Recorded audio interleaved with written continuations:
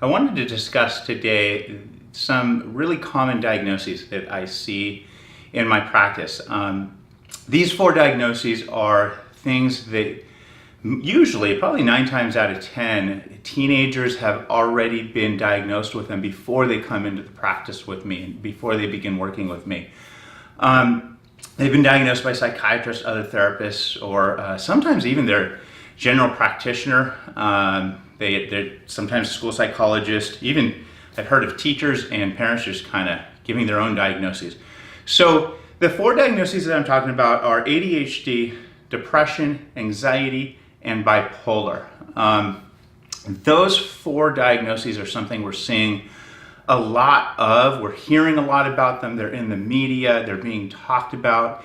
And to some respects, this is great. So many people are aware of mental health diagnoses. People aren't putting their head in the sand anymore. There's more services available than ever. We're by no means perfect in providing for mental health in our country, but we're on a good path. We're definitely not there, but we're on a good path. And so where we find ourselves in society today is a lot of people are aware of mental health. While there might still be people who don't buy into it, a lot of people, if not most people, are aware of mental health. And we can Google these diagnoses at any time, anywhere. So a lot of people are reading about these diagnoses, a lot of people are aware, and a lot of people are talking about them. Now, there's some unintended consequences to this. One of them being that we have a lot of misdiagnosis going on. And that's not to say, it's really important that sometimes somebody may be misdiagnosed. That doesn't mean they don't need help. And while some therapists might disagree with this, just because you don't necessarily qualify for a mental health diagnosis doesn't mean that you can't or shouldn't get help from a therapist or some sort of therapeutic process. Now, where this becomes kind of dangerous, in my opinion, is if you're misdiagnosed, if you're told that if you're told or you believe that you have a diagnosis that you don't actually have, and you end up in a psychiatrist's office or in a general practitioner's, a doctor's office, getting medication for something you don't have, that's where things become a little dangerous. And that's one of the reasons that I think it's so important to understand that even if you've read things, you cannot and should not diagnose yourself. And these diagnoses should not be thrown around. So these four, again, it's anxiety, it's ADHD, depression, and bipolar. These four diagnoses, I get calls every week of teenagers or adults who are suffering from this. Now, often when they have this diagnosis, they come in, and as I'm talking to them, I can see some of the symptoms present, but I'm not qualifying them to actually have the diagnosis. For instance, if somebody is depressed, that doesn't mean that they have the disorder of depression, okay? Feeling depressed, feeling down is a very normal, important part of your life and your journey as you grow and in response and relationship and things that happen to you. We kind of, to be honest, we live in a time where nobody wants to feel down. Nobody wants to feel depressed or anxious or, the moment that you have a hard time paying attention because something's boring, you must have ADHD. And we've got to get out of that mentality, because to have a diagnosis, things have to be really extreme, okay? And the first thing that you want to ask yourself is, can I function? So when I'm feeling these things, am I able to function? Or if I'm not able to function, how long or how difficult is it for me to overcome the feeling or the emotion so that I can function? And that functioning piece is really important in diagnosis, okay? If just because it's difficult for you to function doesn't mean that you can't function. Now, let me bring it back to the depression example, okay? If I feel down, let's say that I lost my father a few months ago, and then my girlfriend broke up with me. And not only that, but because I've kind of been distracted by life issues, I am not doing as well as I want to at school. Now, those are depressed feelings, and I'll be honest, some therapists would put that into the depressive disorders. Some therapists would diagnose that, okay? Now, I'm not going to give you the depressed disorder, okay, depression disorder of any kind, unless you've kind of crossed a line that makes it inappropriate, that makes your grief or your sadness inappropriate. And if you're struggling that much, if you have that many life instances that happen that make you feel down, then what's happening is you're grieving, or you're grieving a relationship, or you're grieving your father, and you're struggling with the difficulty that it is to keep up on school, and that requires help. Ask for help. That doesn't require medication, though.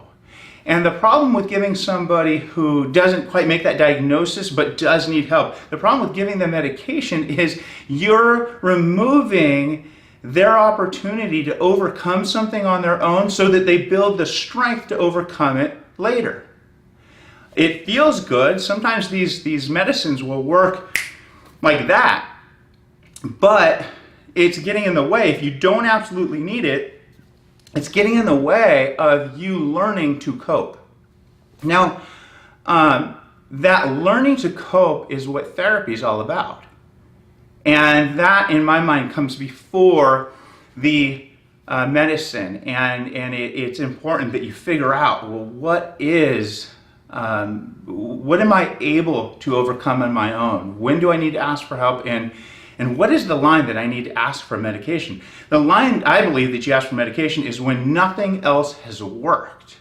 Now, I know that some therapists, some professionals might say, well, that's sadistic. Why wouldn't you just get the help as soon as possible? But remember, I'm all about, in my therapy practice, I'm all about helping people in the long run, not necessarily right here, right now. Help you get through the crisis, see how we can help you build for the future. Another example, anxiety. I often get teenagers, I get at least a few calls a week about teenagers who have been diagnosed with an anxiety disorder. Now, I'm going to be honest, being a teenager means that you live with anxiety most of the time.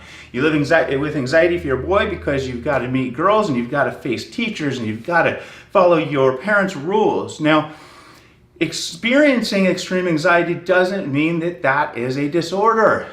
The disorder falls when your symptoms of anxiety are inappropriate, they're persistent, they're getting in the way of your functioning, and you can't do anything about them on your own.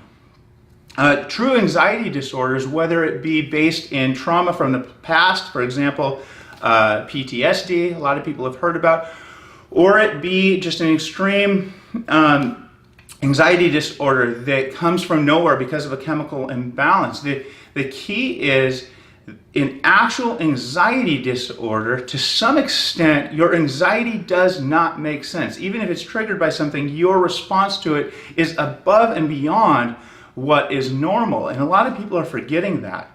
And with this anxiety, these anxiety disorders, so many people have read online what anxiety disorder symptoms are, that they sometimes consciously or subconsciously kind of put the checklist, and they mimic that when they're explaining their story. I've had so many teens come in that will say, hey, I have an anxiety disorder, I'm going to get medication, and and I need help, I need to work with you. And so as I talk to them, what I'm looking for is, number one, is this anxiety showing up in other places. For example, if somebody comes in and their parents say, hey, they haven't been to school in forever, they have an anxiety disorder. I'm going, okay, well, what's going on? Why aren't they showing up to school? That doesn't mean, just because you can't go to school because of anxiety, doesn't mean that you have an anxiety disorder. And I've had several clients who will come in and say, I can't get myself to go to school. And as I get to know them, what I'll figure out is maybe they have ticked off a few teachers, or they've become really lazy with their homework, or they've gotten into significant arguments with their friend group, or they've made some really horrible decisions when it comes to a girl or a boy, and romance, or they've embarrassed themselves, or somebody else has embarrassed them, or maybe they're even being bullied. And it has nothing to do with anything that they've done per se, but they're being bullied. Now, just because a child is anxious about going to school doesn't mean they have an anxiety disorder. It does mean something's going on. And we want to make sure that we take care of that. We want to make sure that we address what's going on. But the moment we label it as an anxiety disorder or a depressive disorder, that can potentially keep us from focusing on the help that they actually need. For example, if a kid who says he has anxiety disorder can't go to school because he's ticked off teachers, doesn't do his homework, is failing classes, and he's come home and his parents are constantly on him, and to top it all off, he got kicked off the football team and ticked off his best friends, that is not an anxiety disorder. That's a, I don't want to go to school to face the music disorder. Okay? That's a, I've been a jerk, I've made poor decisions, and it's going to make me really anxious to face the music. Now, I don't want to sound cold, and get help for that. A teenager should get help for that, to unwrap. Sometimes they don't have the skills to get themselves out of the holes that they dig themselves into, and I love helping teens do that.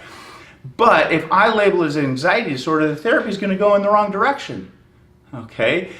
And that's always a shame when I hear that. It's always a shame, and it scares me when somebody has been given medicine, but they didn't have the diagnosis to begin with. With anxiety disorder, with depression, you're going to see those symptoms across the board in their life. You're going to see, it's not just I'm anxious when I have to go to school.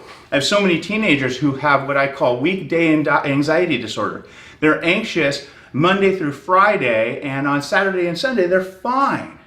Okay, that's not an anxiety disorder. Or they're depressed Monday through Friday because they have to go to school and their parents are on them and they don't get to see their friends. And then Saturday and Sunday, they're fine. That is a sign that yes, they need help, but let's hold off on the diagnosis. Another trigger for both depression and anxiety is the breakup, the infamous breakups that teens go through. That is a life situation we all have to learn to deal with. That doesn't necessarily mean that they have a disorder. And teaching them coping strategies for dealing with grief and embarrassment and some of those moments that are just so difficult as a child to deal with is more important, and it gets overlooked if you label them as having a disorder that they don't actually have. Now I want to talk about ADHD. ADHD, if you listen to everybody, about half the population has ADHD, and that's not true. The fact is we are all subject to constant bombardment of media and pictures and things in our world that pique our interest. We have come to a point in our society where we can get pleasure for our brain and our bodies instantly. Things are so interesting. We don't realize how interesting life is. I mean, we've got television if we're bored out of our mind. We've got our phones to keep us occupied, and so people more than ever are struggling to pay attention to boring things. And let's be honest, most of school is boring.